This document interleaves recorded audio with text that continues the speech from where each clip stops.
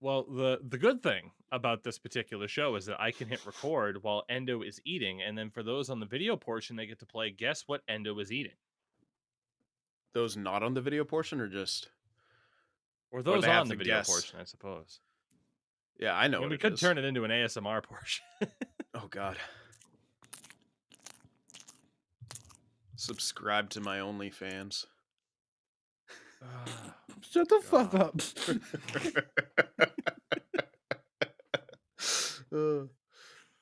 I hear Well, those now we have to use this as the intro, don't big we? air quotes, ear kissing noises, end quotes. Okay, my Definitely favorite not is dick sucking noises. Legal for Twitch. I think one of my favorite ASMR videos I've seen is let me explain this. So this girl's doing ASMR. I think it's her little brother is just like in the room, and she's doing like the noises, and then he slaps her on the head with an egg, and then he just screams into the microphone, and like she has it like routed in, so she has like the feed of the mic coming directly in there. Oh So no. she just gets the whole earload of just screaming. Oh my god, it's amazing. Ow. You get what you deserve in this life, Yeah. oftentimes. That's how it is on this bitch of an earth. Yeah, how dare you try to relax? Yeah, fuck you. How dare you try to make content people enjoy? Uh, Here's an 8-year-old to scream in your goddamn ears. That's life, baby. That's That's life. that's just content in general. That's how it is. Especially, in the current scenes that we're a part of. You're gonna make content? No, I'm just gonna bitch and cry like an 8-year-old. Welcome everybody to another edition of the Tougie Steak Podcast, where we will do exactly that for the next hour or so. A week has passed since our last episode, gentlemen, as wow. insane as that is. Last Thursday, we were trying to schedule a show, and it's like maybe Friday, maybe Saturday, but it's been a busy time. November kicks in, and all of a sudden, I have no time to All do of a sudden, anything. we're halfway through November. What the fuck?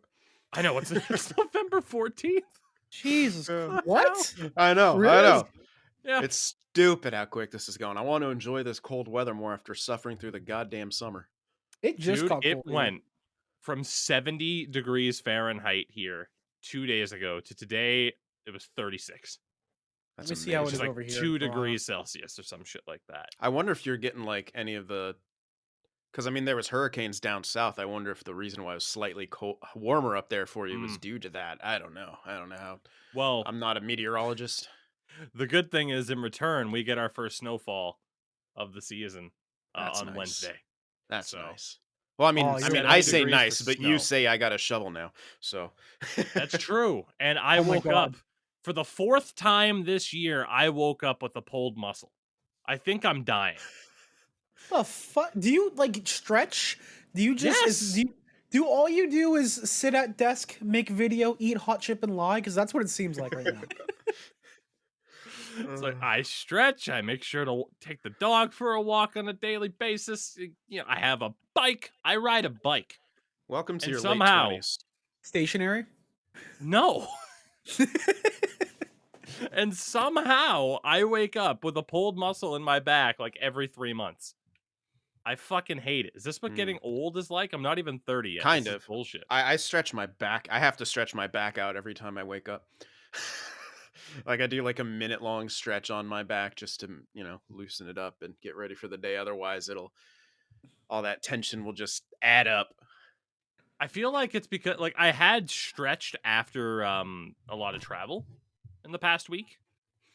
But I don't know, maybe I just didn't stretch enough. And then I finally started to How much did relax you and drive? Not a ton. I was co-pilot Okay. more than most. So Still sitting in a car seat. But yeah, it's a bit different because you can relax more as Yeah. a passenger. well, Friday night, the old fiance 24 and I were driving back from a hockey game, and boys, you ever been in a car that began to hydroplane? Yeah, it's a blast. That's I a think hell you've of a mentioned that feeling. So before. she was driving, and No, he was talking about a black ice story before, I think. But yeah, Oh, yeah, hydroplaning is for kind of similar, just doesn't last Hmm. as long, and it's a bit more jerky and kind of scary.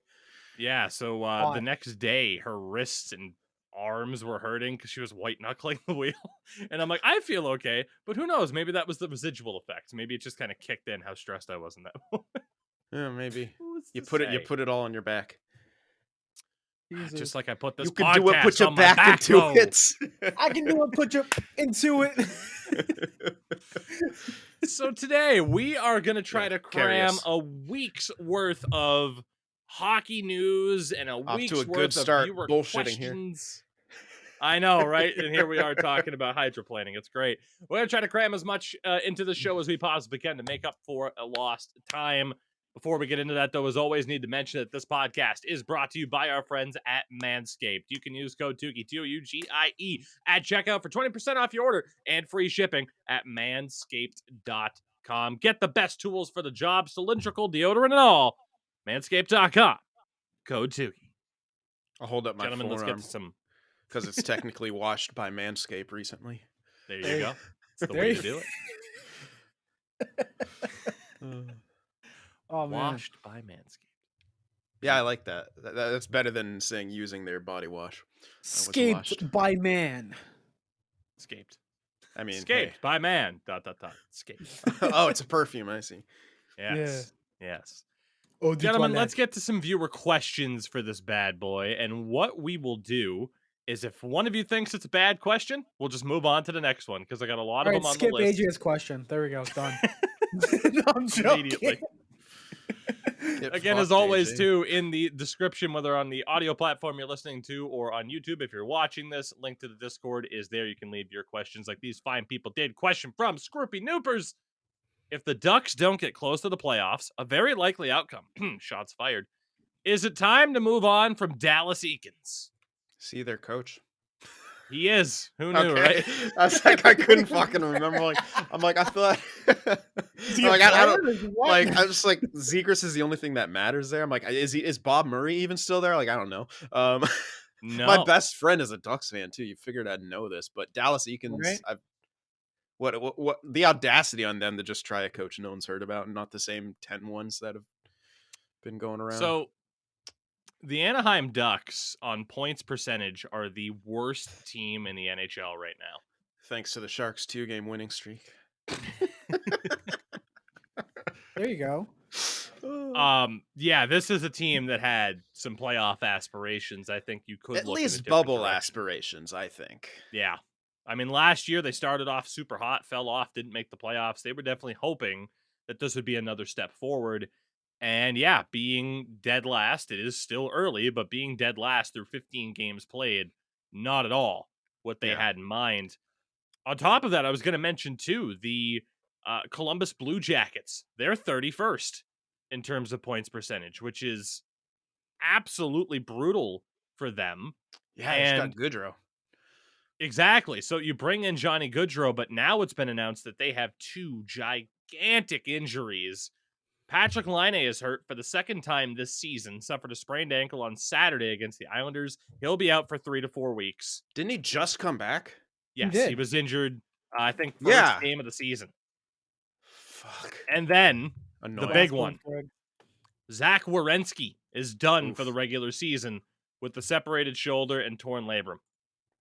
Oof. Well, Yeah.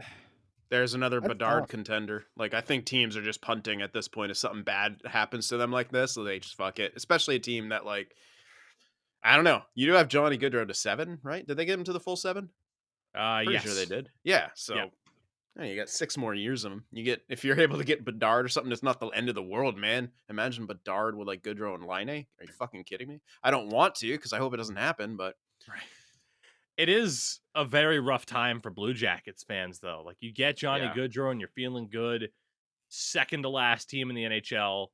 You lose your top defenseman in Zach Werenski, which is, I don't know if they have anybody on that. They don't have anybody on that roster. At least at a glance, where you're like, well, maybe he can kind of fill in. Like, that is a brutal. yeah, I'm trying to think of other loss. notables and I can't. Well, I'm looking at their team right now, according to Cap Friendly. Worth noting, Elvis Merzlikins, 8 games played, a 4.82 goals against average with an 8.63 save percentage. Ow. You know who'd be really good? Bjorkstrand. Or wait, Yeah, wouldn't he be nice? is to it help Bjorkstrand or out offensively? Bjorklund? I think it's It was Bjorkstrand. Bjorkstrand. Yeah, Went yeah, to yeah. Seattle. Oh, I'm going to talk about Seattle in a second For too. nothing. by the way. God, so like their leading scorer is Goodrow with 12 points, and you have Boone Jenner with 8. Someone like Cole Sillinger's 3 points in 14 games. He's not exactly crushing it.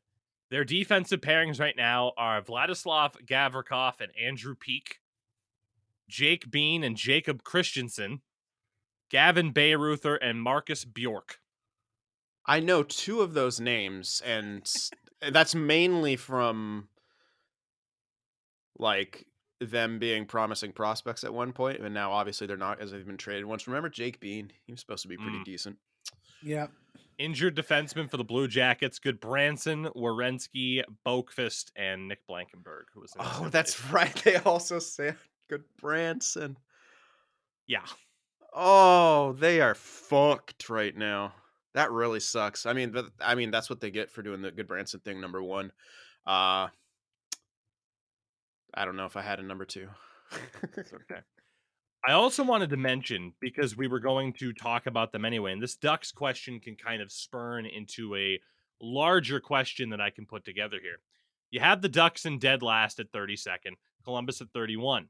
Vancouver is currently 30th in terms of points percentage, despite the fact that Bo Horvat is second in league scoring, only behind Connor McDavid. It's pretty which absurd. Is crazy. Needs a contract, by the way. And for the Canucks, having lost last night against the Bruins, and we'll talk about the Bruins in a little bit as well. This comes from Harman Dayal, I believe it is, on Twitter. Canucks have surrendered at least 3 goals against in 15 of their 16 games this season. Horrific. Yeah, not pretty. Horrific from them. And then the other team, because I was going to talk about the teams at the top that are surprises, but again, this Anaheim question kind of brought me to the teams at the bottom who are surprises. 29th is San Jose. No surprise there. And we could talk about the Sharks in a little bit. But 28th is St. Louis in points percentage, which to me is equally as crazy. I mean, this is a team that has really continued to struggle. I mean, they had that 8-9 loss in a row run after starting off 3-0. They set a franchise record actually with 8 consecutive losses in regulation. Damn. And I believe the stat's now out of date, but at one point, I think heading into Thursday's show, there was a stat that the St. Louis Blues had 23 goals on the season, which was the same amount that McDavid and Draisaitl had combined by themselves. So, terrible situation for the Blues, Enda. If there's one thing that's really funny about this is, in retrospect to, the whole hysteria about the Leafs losing, what's it called, 2 out of 4 games on a road trip against teams they should have beaten. St. Louis Blues are 9 in a row? They lost, you said. It was 8 in a row. It might have ended up being 9 in a row. But even still 8 of 9. That's still that's more concerning than the Leafs being like that, because they got Binnington, they got some other key players over there. I feel like the first 10-15 games of the season is a terrible marking point to see who's gonna be really really there, because again we talked about how that same St. Louis team minus obviously a few key players won a Stanley Cup. They're being dead last at New Year's Day. So, once you get the New Year's kind of thing, I think it's a good way to check and see the ranges. I mean, there are some teams that are obviously they're going to be the bottom teams, that. But at the end of the day, you never know. So that leads me to the question for you guys then. Excluding San Jose, because we know Sin wants them to be bad, obviously. 4 of the bottom 5 teams, St. Louis, Vancouver, Columbus, Anaheim. If you had to pick one to make the playoffs, who do you think turns it around and makes it? Ooh. Because for me, it's between St. Louis and Vancouver. I think Columbus without Werenski, they're toast. And I don't know if Anaheim can get out from this bad of a start. Just 4 wins out of their first 15 games might be too far gone. And they might look like Sin said, to just kind of punt the season, maybe shed some assets and see what you can get in terms of draft capital. Yeah, I'm assuming they're going to do that with Drysdale being out, or Drysdale. That's right. We didn't even get to talk about that. He's out too. Yeah. Oh, no, we did talk about that. I think we did talk about that. Yeah, at some point. So yeah, Drysdale's out. It sucks. I really thought they were doing things right. They kind of really took the time to stock up on draft picks. I don't know. I just maybe consider this growing pains for them. Though last year was supposed to be their growing pains. At this point, I think you move on from the coach no matter what. I don't know. unless like the players seem married to him in some way.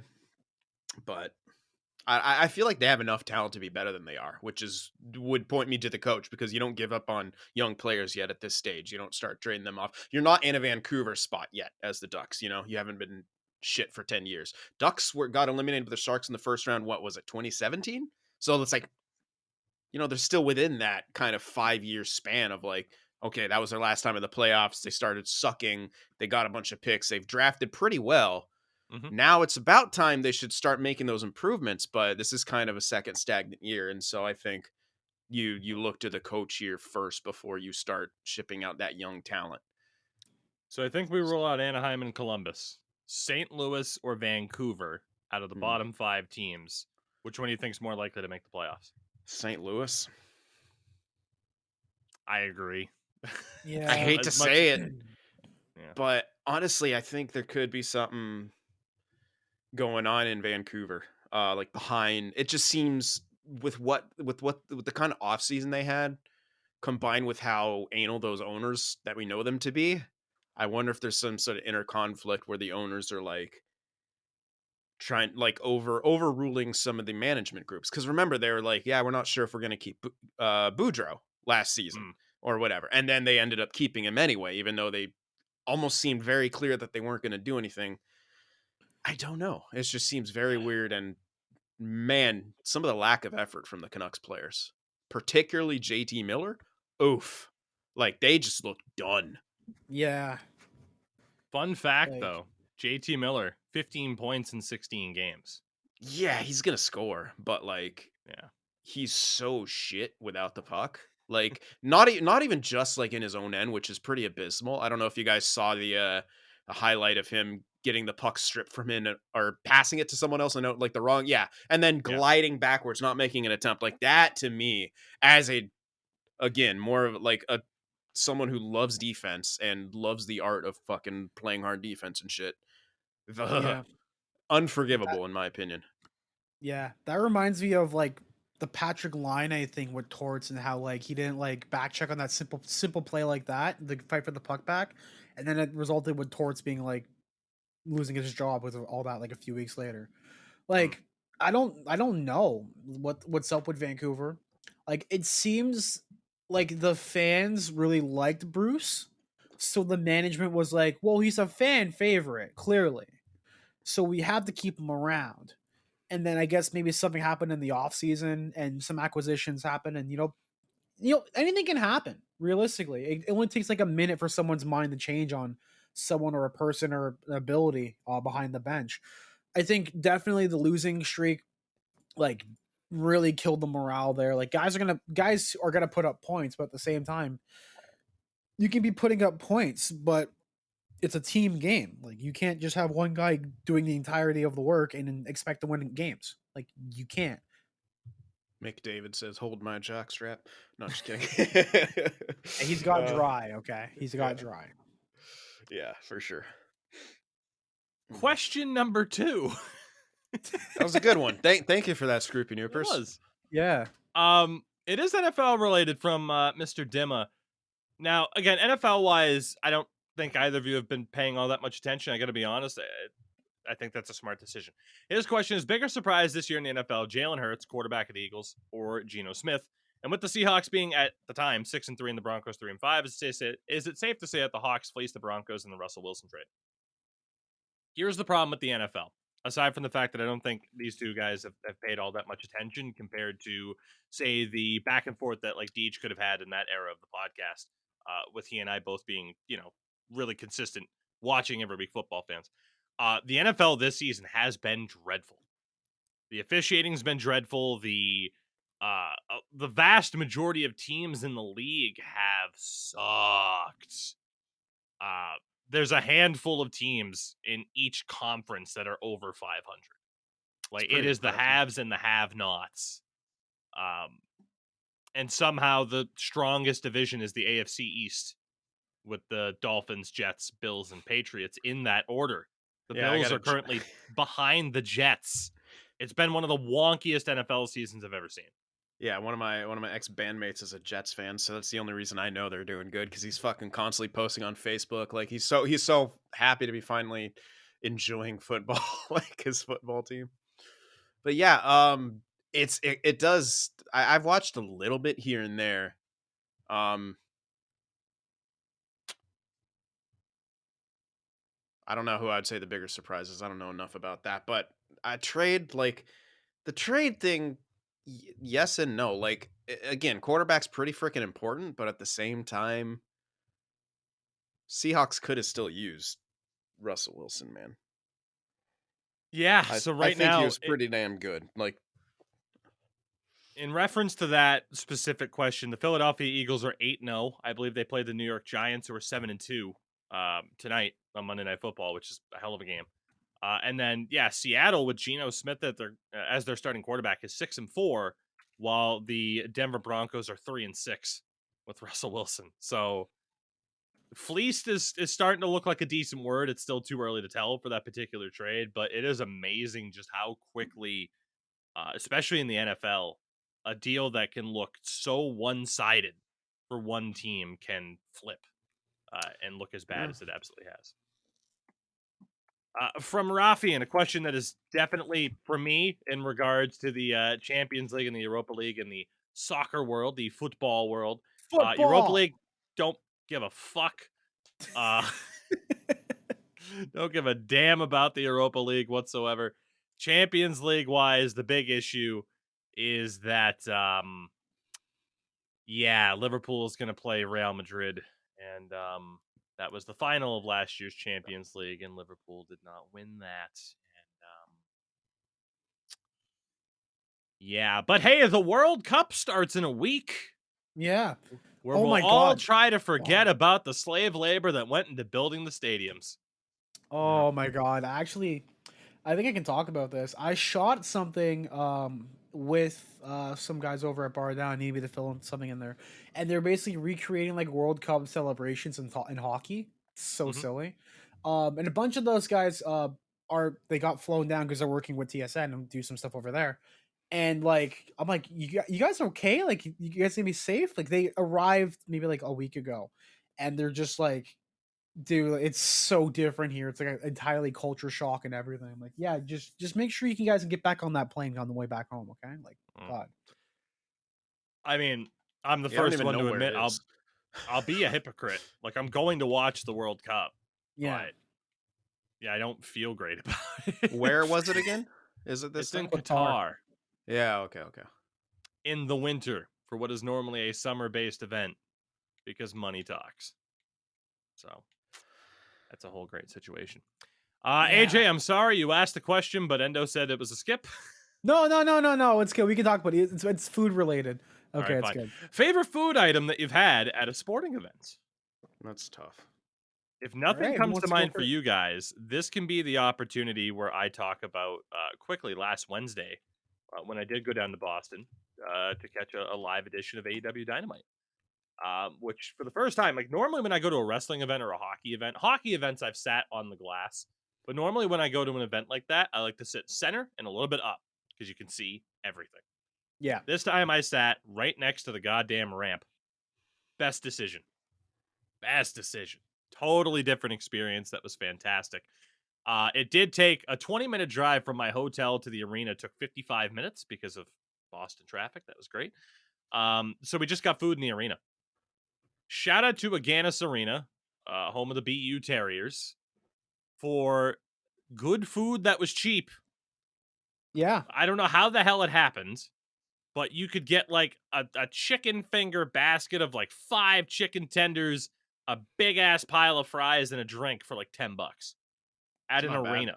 That's I really don't good think at I've an seen arena. prices like that since 1974. Couldn't believe it. So So that is that's my yeah. favorite food item I've ever had at a sporting event, AJ, because it was fucking affordable. It was great.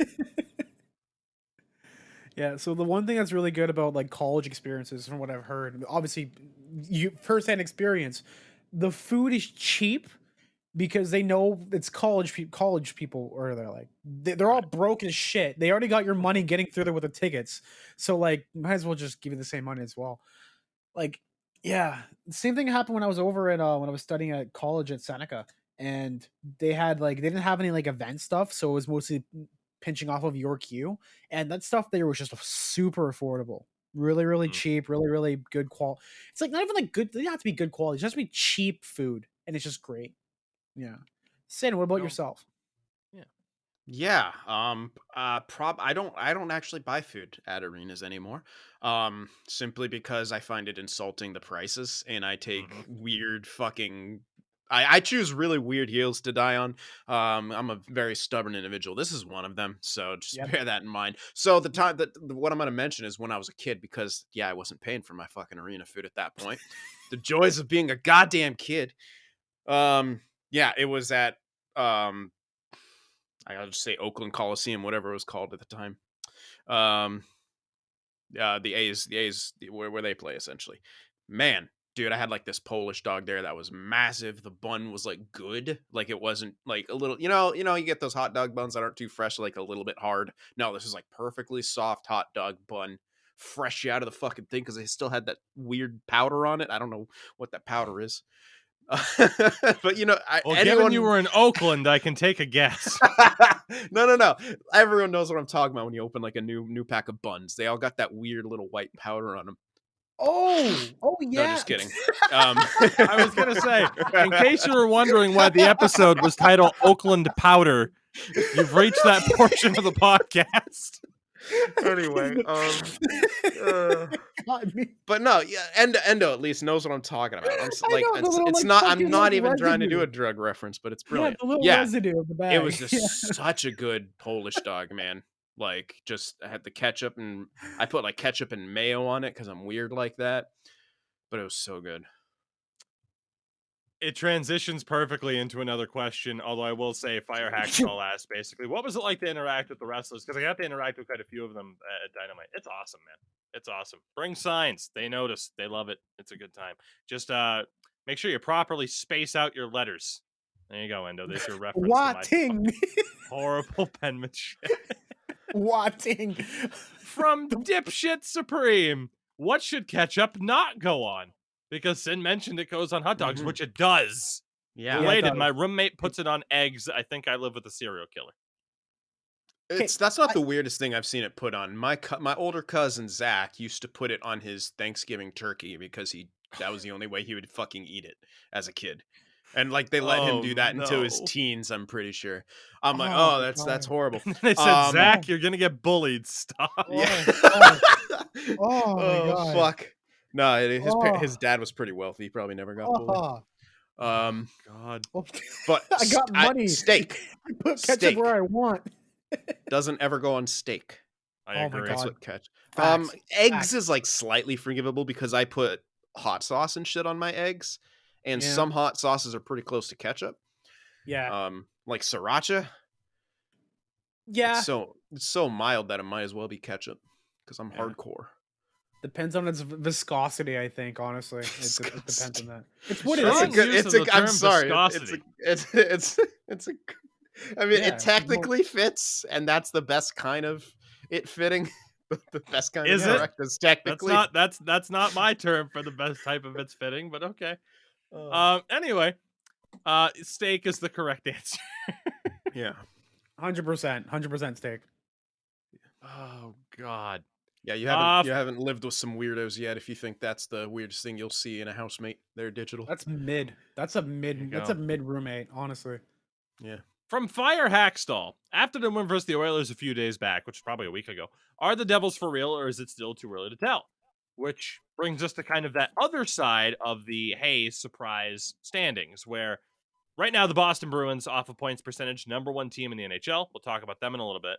But the positive surprises are the Devils are third, behind only Boston and Vegas. Winnipeg is fourth, and the Seattle Kraken are 10th. Now, for Seattle, it's crazy because obviously, hey, historic, first time in team history, but they are over 500, which they didn't accomplish at all last year. Nope. For the Jets, I mean, Blake Wheeler scored his 300th career goal, so things are kind of looking up there. But for the Devils, I believe it's over now, but an 8-game winning streak. Side note too, they announced that Martin Brodeur, St. Louis Blues legend, is now the executive vice president and involved in hockey ops for the Devils. And Devils fans, you might recall, beginning of the season, were chanting "Fire Lindy," and the other night they were chanting "Sorry Lindy." Sorry, Lindy. And after the game, this comes from Amanda Stein on Twitter. Lindy Ruff with a huge smile, quote, "I accept the apology and maybe one day we can all sit down and have a beer and laugh about it." Out like of the that he had a good- Stanley fucking Cup. Let's go. I like that he had a good sense of humor about it. Yeah. Just goes to But- show you why booing players and shit like that. Like on especially like as a home team, don't boo your own people, man. Like I don't know. I don't vibe with that. So are the Devils legit? Yes. Yeah. Yes, they Yeah. are. 100%, dude. Look at that lineup. Yeah. I mean, All I had to do was despite the kick- fact. All I had to do was kick PK Subban to the writers' room, and then there you go. Beautiful. Jeez. We'll talk about PK in a second too. But yeah, no, I definitely view the Devils as legit. Now, do I think it's very much possible that they could be the Ducks of this season? Hot start and then kind of fizzle out? Yes. But at the same time, I also think now, motivating factors are always so huge with a team.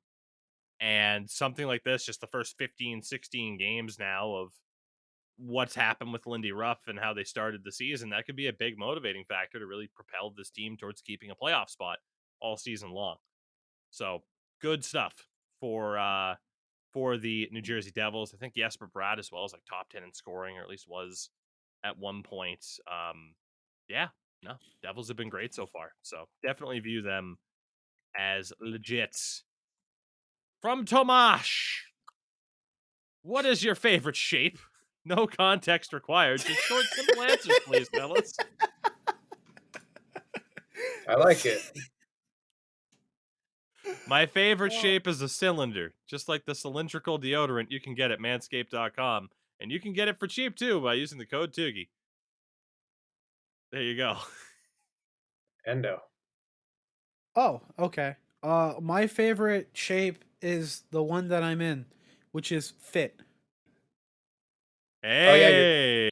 Oh yeah, I heard you were into fitness, Endo. Yeah, Yeah, I mean, he I and BBG had go to to the get gym all the time. You into fitness dick in your mouth? I don't know. You got my address. Come over here, California boy. Jesus Christ. Oh, God. He's already on his way. He just leaves the room. No, Wilson, you got an answer for your favorite yeah. shape after that? Or Yeah. Hourglass. Hey. Hey. I was fully expecting Endo to be the one to just be like, the shape of your mother's ass. Ha! But, Got him. thank you, He should have Tomas. done that. You got me. Guy from Boston, what Colorado Avalanche team would win the 2001 Stanley Cup winner or last year's Stanley Cup team? I mean, you'll obviously want to say the most recent team just because of how much the game has changed. Yeah. But holy hell, What? that 2001 team was stacked. Yeah. though. Peter Forsberg. That one wins. Dude, all the they time won it. because Peter Forsberg. They won it with Forsberg injured. He didn't even play in the game 7 that they won the cup. Oh my God, yeah. 2001? Yeah. Oh shit, yeah. Because Wait, I have I that don't remember game that. 7 still to this day recorded on VHS. If you're a kid, deep everybody, VHS, there was a thing called a VCR. And it was like your DVR or PVR or TiVo, whatever the fuck you prefer. Is TiVo still a thing? I don't even fucking know. TiVo, sponsor us. And at the same time, that's how you would record things to watch them later. And Yeah, I give have us their seen last Game buck. 7, Avs Devils, at least 24 times. And yeah, Peter Forsberg was not on the ice, at least for Game 7. Wow. I don't remember that. Yeah, and they still won. Look, probably, let's be honest, the most recent team because of how hockey's changed, but Yeah. like that 2001 Colorado Avalanche team is my second favorite team ever. Only, of course, behind the 2011 Bruins. And they were so fucking good. Yeah, So, like insanely win? stacked. The fans. for getting to watch that series. Yeah. That's who My wins. dad. All of us. Man, can you imagine like McKinnon versus Forsberg, Sakic? Like, what the heck? Jesus. Right. Like, Makar would So- have been better than almost anyone on the ice, though. At the same time, like, imagine him like clashing with that team. That's so bizarre. Yeah. So in looking at it, the Avs, I'm getting their playoff scoring. Sakic, Hayduk, Tanguay, Rob Blake, Chris Drury, Forsberg only played 11 of the 23 games in that cup run. Obviously Wow. Ray Bourque, Adam Foote, and then Patrick Waugh in goal. And then obviously you think to this last year's Avs team, but frickin' McKinnon, Rantanen, Kadri, Makar, and Taves on the back. Like, Jesus, that's an all-timer. That's an all-time like myth. I was gonna say mythical. It'd be mythical too. That is an all-time hypothetical question of which one of those two teams wins, because they were both fucking incredible. Yeah. From Reds Rebels, is Twitter blue a good idea? With how many fake tweets have happened, do you think it gets reverted? It's funny.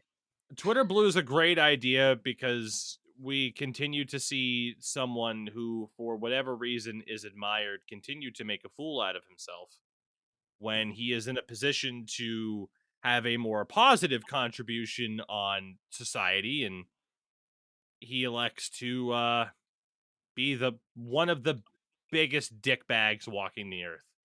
Kick me off of Twitter. I don't care. Elon Musk can suck a fat one.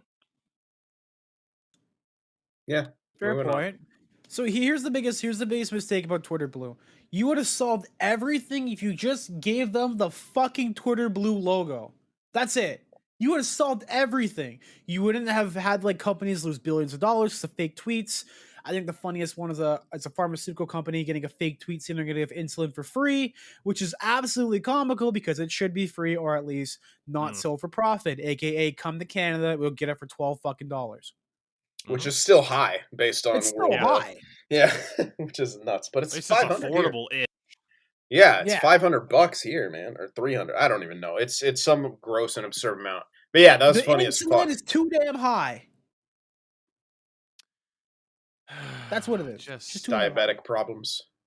Just fuck Elon Musk. I can't stand that guy at all. 99 Yeah, me problems. neither. My blood sugar ain't one. Hit me. Our final question comes from one Mr. R.G. Dust, and it will kind of lead us to a larger conversation about the Ottawa Senators. If Ryan Reynolds buys the Sens, do you think we'll see a Deadpool jersey? Please, yes, please. That would be incredible. Now, minor league hockey, especially like the ECHL, loves those type of jerseys. The Maine Mariners always have a Marvel night, a Nickelodeon night, and then they raffle off the jerseys for charity. So it's just one of those things where I don't know if it'll ever be adopted at the NHL level, but like, holy shit, like, will you be able to find fan-made stuff that's the Sens logo with the Deadpool face on it? 100%. That's a whole thing you have to deal with when you're talking with the mouse, especially because Marvel's owned by Disney. So, and the mouse don't play around. I can tell you that. I mean, like, they already have like some ties with the Anaheim Ducks. Is that still owned by Disney? No, is it? Well, it is. founded. I thought it was founded. I didn't think they're owners anymore, and that's why they changed. They rebranded. Sure they have to like lease out the rights to the Anaheim Ducks, like through that for any of the Mighty Duck stuff. That's why, you're talking about okay. I see what you're talking about. Like the main logo isn't like their main uniform logo isn't the fucking duck or the Mighty Duck. Yeah, I thought you were saying that they were still owned by Disney. Sorry. No, just that property is still an entity of theirs, and so like that's why it's not a permanent like thing on there. It's crazy. So you have all the talk about Ryan Reynolds, and it's like, come on, it's not going to happen. And then he goes to the Sens Canucks game, gets a standing ovation, and the next day or the day after it comes out that the Sens are officially for sale. Not dependent, but a requirement in the deal is that they stay in Ottawa as well. Can't really say I'm surprised that, Eugene Melnick's family would be looking to kind of move on from the team. At the same time, like, is there a good chance that Ryan Reynolds could be a minority owner in the Ottawa Senators by this time, even next year. Yeah, I think it is. I think it'd be pretty damn cool. It'd be a really nice boost of attention too, because he talked about it, I think, on Jimmy Fallon when he was there. It'd be a nice boost for hockey to have someone like him directly involved in team ownership. It's also worth noting for the Sens, um, RFA holdouts aren't typically common to go this long. For the Ottawa Senators, though, there is still one, and that is Alex Formenton, who, if he does not sign by December 1st, he cannot play. Pierre Dorian said, quote, "I think both parties know that we have a December 1st timeline, and from there's nothing else to report." Nothing has explicitly been said by either party at this point, but it is assumed to still have to do with the Hockey Canada investigation as to why he has not signed. Which, imagine that, a team doing their due fucking diligence as to the potential consequences of if they were to sign someone who was involved potentially in some shady shit. And you said it was the Habs, right? Sense. Oh yeah. Sorry. I got that So mixed up. Formenton last year, 79 games, 32 points, young guy, 23, kind of on the way up, and now all of a sudden it's like, they don't have him signed, Hockey Canada stuff. So we'll have to wait and see what happens with that. But I believe he's the last RFA out there. I can't really recall anybody else who's still a holdout at this stage. When's the last time? Wasn't it Nylander that held out? Yes. That's the last kind of higher level RFA that I can think of that held out. He held out to like the day of, like, it was crazy. Oh, I thought the season started. Yeah, it started. And like he held out till like the day of, like, December. I see what you mean. It was like an hour before the deadline was gonna hit, and he signed the deal. And then he had a bad season. Then he picked it up after next year. Yeah, I remember people hated him for a minute, dude. And now they love him. It's all the boomers, man. Fucking hell. Just take your meds, Dad. Come on, calm down. Go to bed, Dad. So with that, thank you guys for sending in your questions as always. We do have a couple of other things to talk about here. We'll see how much of it that we potentially get to. So one thing I didn't get to mention on last Monday's show, like I was going to, and then obviously was going to mention on Thursday, was the fact that Peter McNabb passed away. Longtime Bruin, was the Colorado Avalanche color commentator from the moment they moved to Colorado. And just a really unfortunate passing.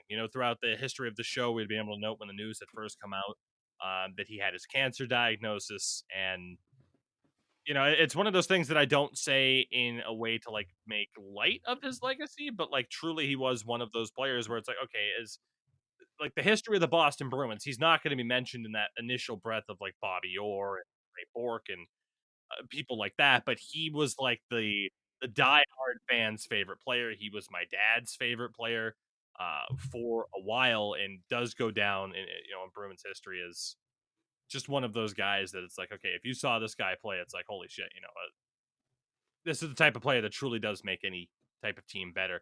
And then the impact he had off of hockey outside of that.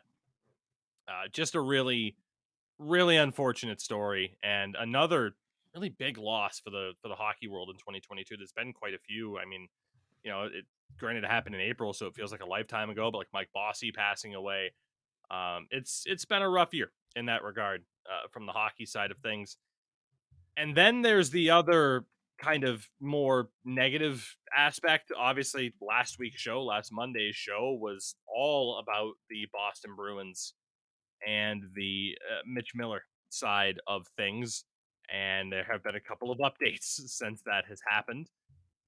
The Hockey Diversity Alliance put out a statement directly from Isaiah Meyer Crothers in his own words. What do you guys think? Should I read the full thing, or are we under the presumption that people have seen it over the past week? I don't know, man. That's up to you. Yeah, I mean, like, you can probably give a Cliff Notes example of everything that's in there, because there's a lot. And it just makes the whole situation very, very not muddy, but it just even worse than what it already was before. Because before it was kind of like word of mouth kind of thing, but then you have Isaiah putting out a full statement, where he's saying like, you know, like all this stuff is like even worse than what we probably thought it was. Like Jesus. I mean, the gist of it is that, yeah, no, there is no positive relationship between he and Mitch.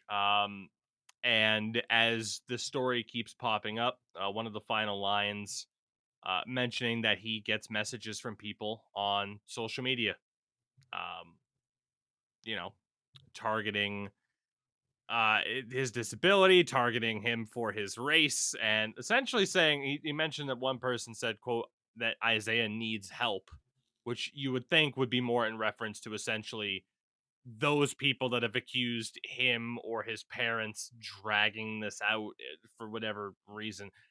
Yeah, basically, you think it's a bad enough situation, and yeah, it just keeps getting worse, and you continue to feel incredibly sorry for this kid, his family, because they don't deserve that in the slightest. So I do recommend it's up on, again, the Hockey Diversity Alliance Twitter that was released on November 8th.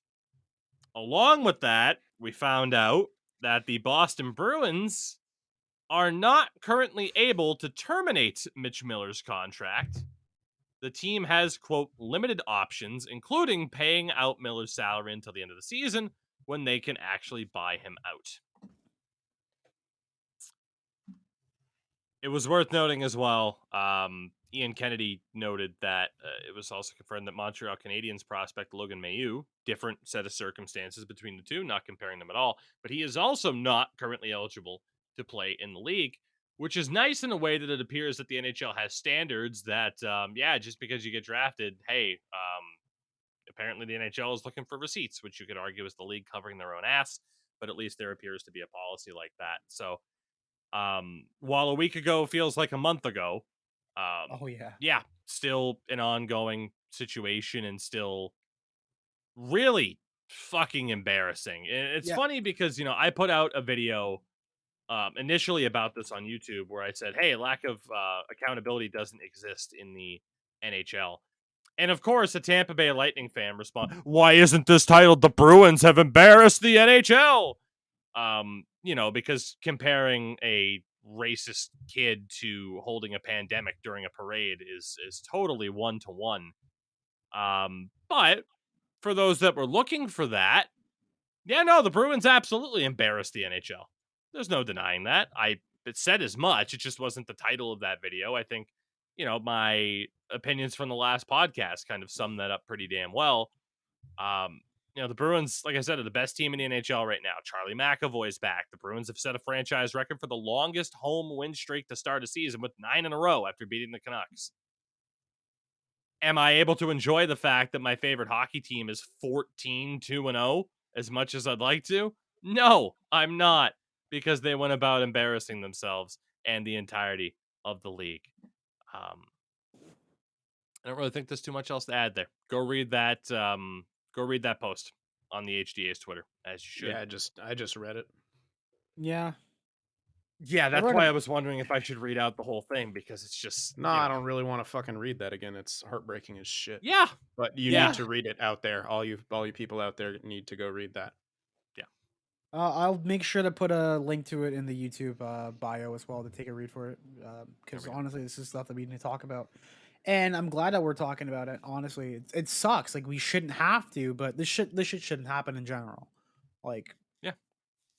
Just don't be a don't be a racist. Don't be a racist. It's really easy. It's really easy. You don't, just don't say anything. Don't speak. Don't do any of that. Like, come on. It's not that hard. It's not that hard. Well, It's not hard. the good thing is people like Mitch Miller will continue to take L's as people far more prominent and talented than they will ever be continue to get put into the positions that they will thrive in and ultimately deserve.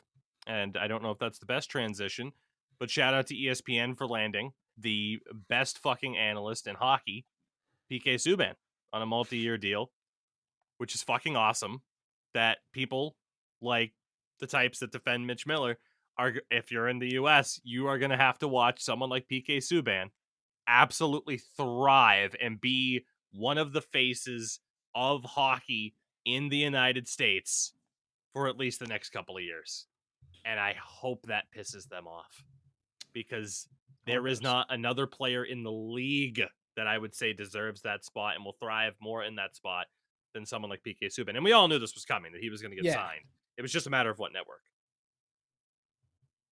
So I am excited because ESPN could use a little bit of help compared to TNT, and PK is the exact type of guy to be able to bring that home. So tremendous news for one PK Subban. Yeah. I think I called that like when we talked about this originally and how he was doing some stuff. I said, like, if Canada doesn't grab him, if CBC, Sportsnet, TSN, they don't grab him, it's a big fuck up on their end. But at the same time, this is a perfect opportunity to grow the sport, especially with, certain communities and Black communities, and show them that representation is awesome, especially with a guy who knows the sport, who's been there. It's kind of like with Sportsnet's panel, they have Kevin Bieksa there and like giving an actual insight into how things go. And I remember there was this one segment where they were talking about like physicality and fighting, and then like they were saying like, oh, fighting's bad. It's like, yeah, there's a reason why they do it the way they do in the league, and trust me, that's the way they do it, and it's always where it's going to stay like that. Like, it's good to have an inside perspective on all this stuff. Like when they had Kevin Weeks be like the goaltending guy, and like Kevin Harudi just like doing their stuff, telling people how goaltending works from like a other standpoint, because no one really talks about that kind of stuff. It's good to see like a other view, another aspect of that, because like as a goalie you learn how shooters shoot, and as a shooter you should learn how goalies act so you can counteract it too and learn more about the sport and educate yourselves. Great signing. You said it perfectly. Gentlemen, from here it's pretty much just a bunch of different random kind of like stats and talking points in regards to things that have happened over the past little bit. One thing that's really come to prominence, though, the 2019 draft class is here. There was a post yesterday on Reddit in terms of some of the guys that are in the league right now putting up points. Now, from the 2019 class, Cole Caulfield, 9 goals, 16 points on the season, leading the way for current scoring in that draft class. Jack Hughes is second. And then Kirby Dach is in third. Now, Montreal, interesting enough week with them. There was the whole Slavkovsky suspension injuring Detroit's Matt Luff. But aside from that, the big talking point has been Kirby Dach. And boy, has Chicago screwed up. Montreal's top line. Caulfield, 16 points, 15 games. Suzuki, 19 points, 15 games. Kirby Dach, 14 and 15. They are 21, 23, and 21 respectively. Chicago, you fucking done goofed. Holy shit. Like that is going better than any Habs fan could have possibly hoped for. Immediately, too. 15 games into the season. So, we personally love common Chicago L's around here. Yeah. At least I do. Worth noting as well from that, like Zegras, Boldy, Matthias Maselli, I believe, for the Arizona Coyotes, who has 10 points on the year. Who's been very good out of absolutely nowhere. I think it was a 4th round pick in that draft. So we love common Arizona W's that continue to piss people off that are mad that they're still a team. But guess what? They're not going anywhere. So that was phenomenal to see. Calgary Flames. Struggle bussing, unfortunately. Yeah. Huberdeau just step it up and stop making us look like assholes. Yeah, so Jonathan Huberdeau has 6 points in 11 games. No. Not great. Is Tkachuk still over a point per game? Let me check. I mean, I know Matthew Tkachuk was suspended recently, but he's back. Matthew Tkachuk has 17 points in 13 games. Yeah. Huberdeau's really making everyone eat their fucking words right now, huh? God damn it. It's very frustrating to see Calgary struggle right now because it's like, there's fucked. Oh, nope, they're going to be okay. And now, no, why is it going wrong? But both goaltenders under a 900 save percentage. Depth scoring doesn't look incredibly strong. I mean, according to Cap Friendly, their second line left wing right now is Milan Lucic, who has 3 assists in 14 games. So I don't know if that's right from Cap Friendly that Huberdeau is lower on the chart than Milan Lucic, but that might be the case. On a Daryl Sutter team, maybe. Yeah,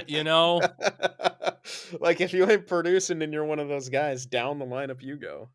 That'll do it. You're not wrong. Yeah. So Although, we'll keep an eye out on Calgary, but I know some Leafs fans are like, well, Calgary's lost like 17 bajillion games in a row. Why aren't people calling for their trades and firings? And it's like, well, this is what you get as Leafs fans. yeah. One thing though, Jacob Markstrom consistently has the best masks in the league. Did you guys see his new mask? No, I only pay attention to relevant goalies like Linus Hallmark. Yeah. Fair enough. I don't care about the cosmetic things. Dude, I don't give a fuck. He looks sick, and he did like a pad stack the other day. It was awesome. It was beautiful. I did see Okay? the pad stack save. The pad stack was beautiful. Good He has, for like, him. He has like an all black like tribute Bring it like back. mask to Kiprusoff in his style, and he has like he's commonly had like the skull teeth in there too, and it looks fucking awesome. It's beautiful. It's like a COD compilation where it's like, oh, I was sick, get shit on. Get shit And then at the end of the round, he looks at the scoreboard and he's 10-48.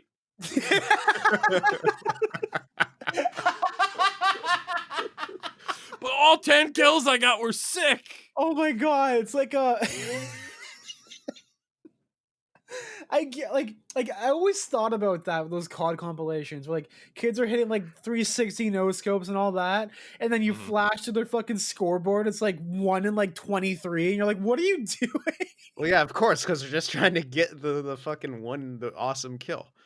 Yeah, it's really funny. You know how many times I used to go into like Halo Guardian by myself to try to do the barrel launches and get those down so that I could actually pull it off in a match? And then every time you try to pull it off, unless it was a 1v1, it's not gonna happen because you lower your shield all the way. Someone just needs to shoot you once in the head with a BR as you're fucking flying through the air.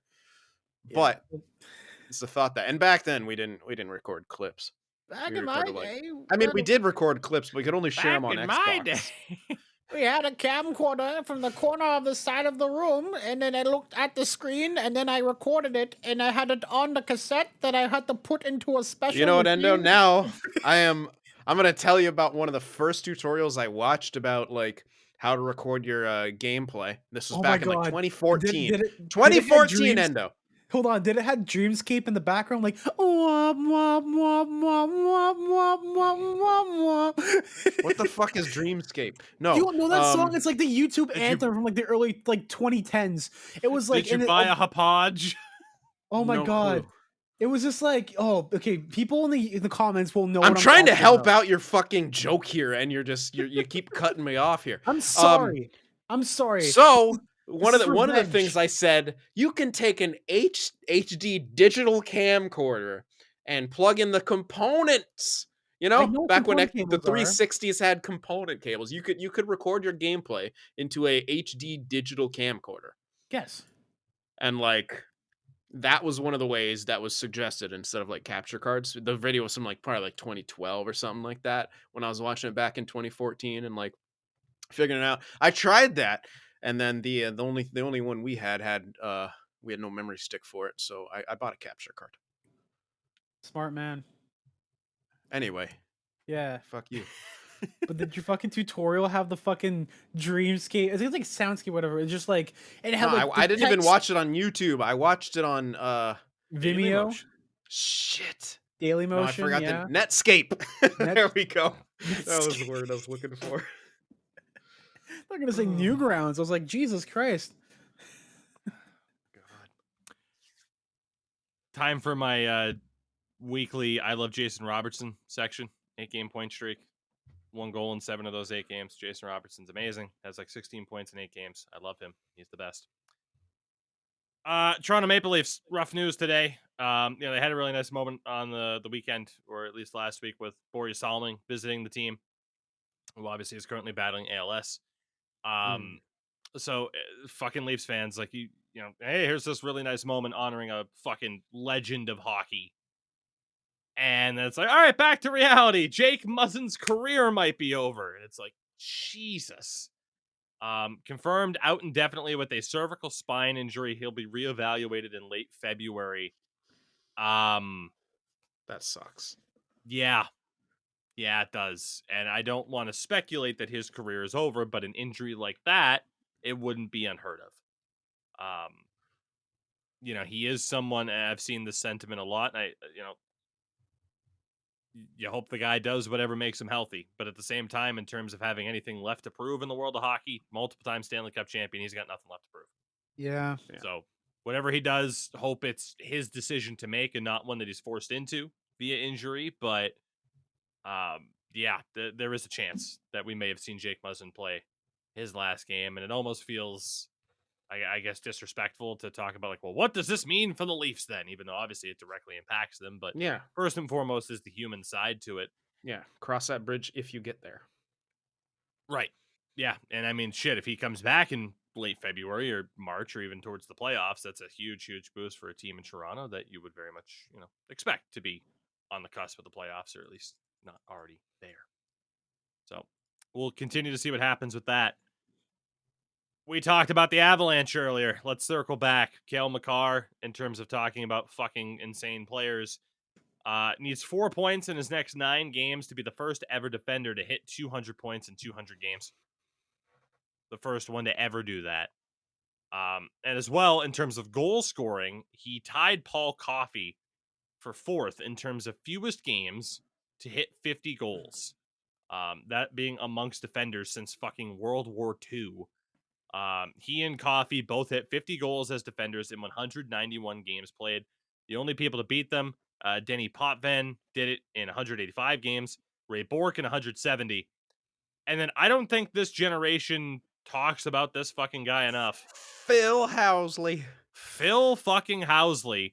50 goals in 148 games as a defenseman. That's impressive as hell. He was like kind of, if I'm thinking of the right guy. He was playing when I was maybe not. His career spanned until 2003. Yeah, okay. I remember him in some of my early NHL video games. Okay, I was just trying to confirm that was the same Housley. Yeah. Hockey Hall of Famer. Years, of course, with the Sabres, bounced around a little bit from there. But yeah, I don't think he gets talked about enough for just how fucking good he was, unless you're a fan of the team that he played on. Like, his stat lines are ridiculous. Like, he was a ridiculous player. And the fact that, you talk about Cale Makar directly being in the same breath as fucking Potvin, Bourque, Housley, Paul Coffey. Ridiculous. Absolutely ridiculous. Which leads us to the Edmonton Oilers really quickly. As again, Connor McDavid history. Past 500 career games. This is a list of most points in NHL history at 500 games played. Sidney Crosby hits 500 games. He has 706 points. Connor McDavid ahead of him at 722. The only players he was behind, Jari Kurri at 730. Bossy 757. Peter Stastny 759. And then it just fucking goes wonky. Again, McDavid was at 722. Mario Lemieux 971. And then who else? Keep in mind, 500 games in the NHL. Connor McDavid 722 points. Wayne Gretzky 1,186. Jesus It's just Christ. absurd. Yeah.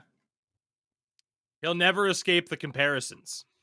Because no matter how good Connor McDavid is, best of his generation, I mean, God, people would put up an argument for him to be in the Hockey Hall of Fame now if he were to have a career-ending injury. Yeah. He's just going to be, like, intrinsically tied to the fact that it's like, oh, look at these numbers. Crazy that he's even in the conversation as some of these other guys. And then there's Wayne. Like, Yeah. I saw a graphic today that was talking about most points all time between brothers in the NHL, because you have the likes of Daniel Alfredson and Henrik Sedin in like, the Hall it's of Wayne Fame. and Brent Grady. It's like, Wayne's carrying that weight, right? Like, Yeah, the fact that they put the Gretzky brothers. It's it like, was the you funniest thing I've motherfuckers. ever seen. Like, how shout dare out you? to fucking Big brother, Brent, big whatever little this fucking brother. name is. Oh, It's hilarious. I What don't know was who it? made that graphic, but who's the other? it is It's Brent Gretzky, and then I think Okay, there's God, I thought I was going crazy. and then there's a cousin Keith, I believe. Yeah. That okay, yeah. Who- That That was a who's- scout. Wait, what the fuck? Hold on a second. Keith Gretzky currently is an assistant general manager with the Edmonton Oilers. Keith Gretzky. yeah, There you go. yeah. We know that. Or I do. found the graphic. It was Okay. NHL on Facebook. So most combined points all time by brothers. You have the Sutters, all 17 of them. Yeah. I felt like this list was the most unfair thing. Please continue though. I'll just Yes. So you have at 2,012 points the Richard brothers, Henri and Maurice. 2,111, Daniel and Henrik Sedin. 2,169 for the Stashny brothers, Anton, Marion, and Peter. 2,861 points for Brent and Wayne Gretzky. And then the Sutter brothers with 2,936. Brent, Brian, Daryl, Dwayne, Rich, and Ron. Jesus Christ. It's like It It like took that fucking 6 of them to beat Wayne and Brent, asterisk. Imagine one of them was a goalie. He's just like, yeah, I got an assist that one time. Fuck. like- Brent might as well have been a goalie. Like, fuck, Yeah. man. Oh fuck! It's like that one episode in GTA 5 when you kill all those fucking hicks at the meth lab, and they're just like, you know what I mean? All those hick brothers. That was it was like when he was reading off the Sutters, man. Like what? Oh my god. Oh, just no Beautiful. context. Yeah, that one time we're just killing a Hicks at a meth lab. It's like, oh, He's like, okay. "Oh, yeah, where the we're one-" going." Yeah, when Trevor like is on the phone, he's telling like all the ones he killed so far. He just lists off all these names. Oh my god. Whatever. Is That's that what it before reminded me or of. after Scooter Brothers? What? You don't remember Scooter Brothers from the game? No. Oh, look up Scooter Brothers GTA 5. Come on. Okay, I'll look it up. Unbelievable. Oh, yeah. Now I remember. Unbelievable. I think it was one of the cutscenes where you transition back to Trevor, and he would just be on a scooter drunk off his ass on the highway. Oh, dude, I've never seen that. What the fuck? Wow, that's There were so disappointing 'cause many it was random amazing. like transitions like that. It kept the game fresh for sure. Yeah. Also worth noting for the Oilers, of course, in the time since our last show, there was the injury to Evander Kane, getting a very bad cut on the wrist. He's on LTI, or he'll be out for 3 to 4 months. Thankfully, is okay. Scary shit, but something that is a potential reality for literally every single hockey game played. It is amazing and incredibly fortunate that we don't see more players suffer cuts on a nightly basis, especially to that extent. So, again, glad in the grand scheme of things he's okay.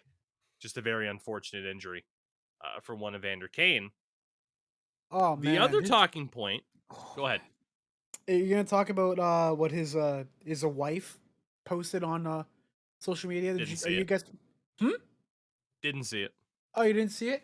Oh, so after he got hit, the incident happened, she posted on her Instagram, all smiles over here, and then a link to her OnlyFans.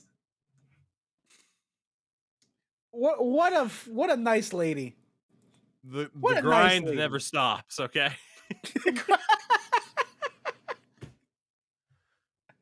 Oh man, that whole situation is so fucked. The other talking point for the Oilers, aside from Evander Kane's partner's OnlyFans, was noted. Now, Mark Spector attracts some negative attention, often because of his own doing. But they started to play Jesse Puljujarvi with Connor McDavid,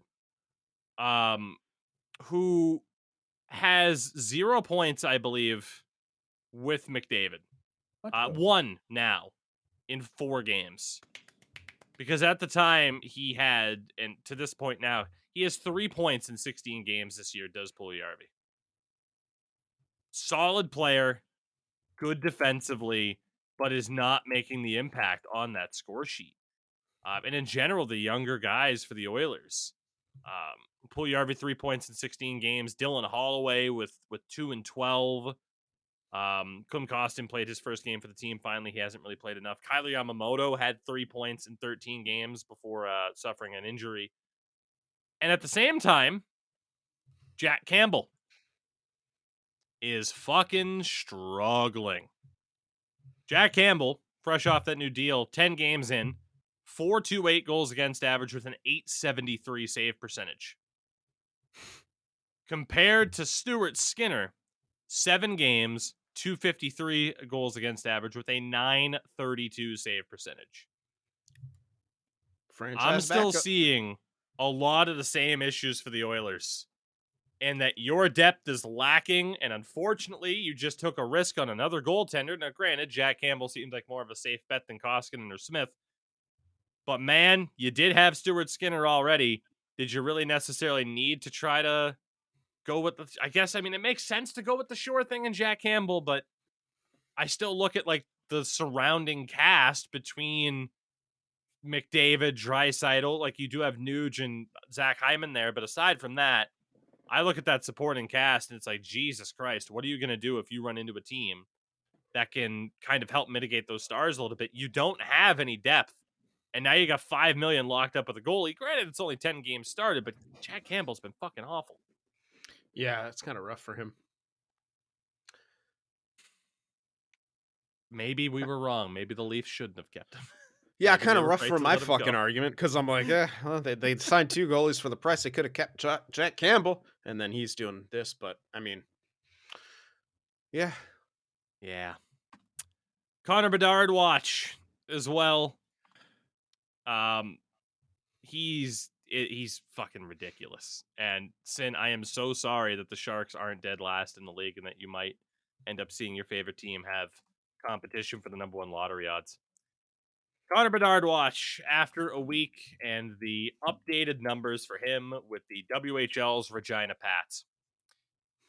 Through 20 games played, he has 18 goals and 25 assists, 43 points in those 20 games. Elite Prospects projection for 61 goals and 85 assists, 146 points in 68 games is the pace that he's on. That's crazy. He is going to change somebody's entire franchise outlook. Yep. And I hope it is the San Jose Sharks. Oh my God, that's amazing. Thank you. Really yeah, excited. I don't know if it will be. I just feel like it's such a Sharks thing for them to start fucking doing okay right now. Like, it's going to happen. Like, they're just going to, like, we'll get close to 500 and end the season like that. Can't have anything nice. Was going to mention, too, some of the Rangers' shortcomings in terms of their points. Both Lafreniere and Capo Caco each have 7 points in 17 games. But also at the same time, I feel like we talked about it a lot where it's like, what the fuck's going on with the Rangers? Yeah, like, they suck at managing prospects. Next. Yeah. Minnesota. Wanted to mention them before our final real talking point. Matt Boldy has matched, or almost matched. He is now the second fastest player in Wild history to accumulate 50 points in his NHL career. As he did it in his 60th game. Kirill Kaprizov did it in his 54th. Yep. So, Minnesota, please don't fucking waste Matt Boldy and Kirill Kaprizov. My God. Woo-woo. Fantasy steal, Matt Boldy, man. I can only imagine. Yeah, Jesus. Bro, I got him after in like probably around the 10th round. Oh, maybe a lucky little you. bit sooner. Like I don't know. He was ranked like 166 Which in the is draft. hilarious. Yeah. So he was great like last year. Yeah, that's the there's players like that. There's so many steals like that in fantasy that like people just, it's weird. Anyway, not to get on a fantasy train here. Well, speaking of fantasy, our final talking point. It's been a little bit over a week now, but we passed the 1-year anniversary of the Jack Eichel trade to the Vegas Golden Knights. Wanted to talk about what it looks like now for these two teams. For the Buffalo Sabres, they are currently 24th in the league. 24th. They acquired Alex Tuck, Peyton Krebs, a conditional first-round pick that became 16th overall, Noah Ostland, and they have another conditional pick this year. If Vegas' selection's not in the top 10, Buffalo will receive their 2023 second-round pick. So that's still another second-round pick potential to come. So for Buffalo, again, probably want to be a little bit better than you are, but, I mean, it's still early. For the Golden Knights, they get Jack Eichel, who just scored a hat trick against the Sabres in his return to Buffalo. And the Vegas Golden Knights are currently 13-3-0, the second best team in the NHL. Yeah, they're pretty good. Sucks. Yeah. The Jack Eichel revenge tour is on at this stage. Yeah, I was really excited to see Vegas trade another piece for absolutely nothing if they were struggling, but I'm not going to see them implode further. It looks like they're finally back on the right track, or the winning track. I still don't think they're on the right track, but whatever. We'll see where they are in 3 or 5 years.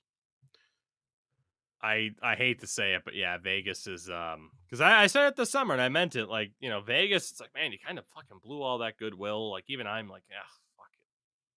But yeah, this team is looking friggin' phenomenal under Bruce Cassidy.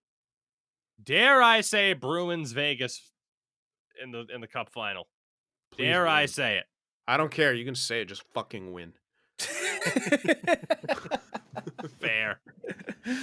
Don't you Fair dare enough. let them do this. I think they're the only team, by the way, in Vegas that has two goalies above a .920 save percentage, with Hill and Thompson, who have both been fucking hell? awesome. Yeah, we're not talking about that. Okay, fair enough. Gentlemen, I think with that, we have done a good enough job of trying to condense a week's worth of information into one show. Everybody, I hope you enjoyed listening to Oakland Thanks for Powder. ending with Vegas. I'm going to have a great rest of my day. You want to talk about Connor Bedard again? No! Just let me... You want to talk about how the Sharks have been winning lately? Oh, we could talk about how Erik Karlsson fell on his ass and gave up a 2-1-0. That was fucking funny as shit, dude. I'm not even gonna lie. That was funny as shit. I would have been pissed last year when he wasn't fucking like the best scoring defenseman. I don't know. He probably isn't, but he's incredible. I think he is still the. He might be. Okay, dude. I didn't even I'll know. look it up. I'm like, I think I he is figured still the top Cale scorer. Makar would pass him at this point because the Sharks are so bad. Oh, we didn't talk about the Hockey Hall of Fame game. What? Well, I didn't know what there really was to talk about aside from Roberto Luongo popping He bottles. scored a goal as a forward and hit the fucking gritty. He emoted, as the kids call it. I didn't see him hit the gritty, of course. He hit the gritty. It was so bad, but I love it. That's funny as shit. I love Roberto Luongo. He is He's one of just my so favorite chill. humans. And I fell in love with him when he defended Tomas Hertl from particularly Don Cherry, but That was the Joe Thornton comment, wasn't it? That no, particular incident? Luongo. Well, yeah, that was what the Joe was the Thornton incident, comment came though. from. Yeah. But yeah, Luongo said, like, he was tweeting, like, he's like, I think it's just crazy. He's like, the kid scores 4 goals and all people can talk about is how he celebrated after the 4th one. That's kind of crazy. And then he tweeted, I hope someone doesn't hurtle my feelings tonight. I love for a while, no one knew that the Strombone account was his until because he was live tweeting during games and the whole conspiracy around it for a month was who the fuck is this? How is And he he's live tweeting during games? Yeah. People were trying to figure out what was happening because every time he was benched, he would live tweet during a game or something like that. It was so crazy. That's kind of nuts because I figured they'd have a rule where you couldn't bring a phone onto the bench or something. Yeah, Hey, you got spare time when Corey Schneider takes your job, You I know mean, what? Maybe he was at the Sharks arena where they make you sit by yourself across the rink in that little hole. There's several arenas like that where goalies have to sit by themselves. Yeah, and Team Ugh. Lindros beat Team Sundin as they would. So 10-6. Yeah. There you go. Gentlemen, it's been a good one. We'll be back on Mhm. Thursday. Until then, Endo Mills, what do you have going? Contemplating my life choices, as always. But I just ran a poll on Twitter to see like when a good streaming time is, and it appears everyone likes the 4 to 8 slot. Apparently, that seems like a good slot to stream at. Some 12 to 4 and 4 Some to good 8. market research. Yeah, like 18 people out of the 702 and like 400 porn bots that follow me on Twitter. Don't Still ask more than how, I but have. they just do. You're not gonna get my And number. all of them are promoting Evander Kane's Partners OnlyFans. All of them. Ooh, who is this? Oh, I gotta talk to this guy. I'm gonna mark. I just got a cool email. I'm gonna do that thing. All right, yeah. I'm on Twitch. I do stream. I'm gonna stream this week. Whatever. Yeah. That endoknows.ca. I have merch. Cloud Chaser merch. Yeah, that's cool. Bye. Sim, what do you got going on, buddy? Absolutely fucking nothing. Waiting for my new rosters to be done so I can start my new franchise mode. Because I don't do There my you own go. rosters because I hate it. And especially when I learned that trying to make the people born in the third eligible draft year breaks the game. It What? has So been that's cool. fixed since. Oh, it thankfully. has been fixed. Yes. Shit. Well, too Hey, you bad. should have asked me. I have the desire to roster it, and I'm not because it's terrible. Yeah. I'll ask you next time. There you go. Gotta outsource. Let me scratch that itch. Oh, I do outsource, yeah, but he's been busy now. He's got more work hours and shit like that. Got a job. Imagine this having guy. a job. Unreal. I wish. We'll see you on Thursday, everybody. Yeah. Hopefully. Who's to say? I don't know. Yeah. Somebody end this show. I'm in control of the off button. Somebody end the show. Say something funny. Roll Tide. I Well, don't fucking know. that's my mama. What the fuck was that? Perfect.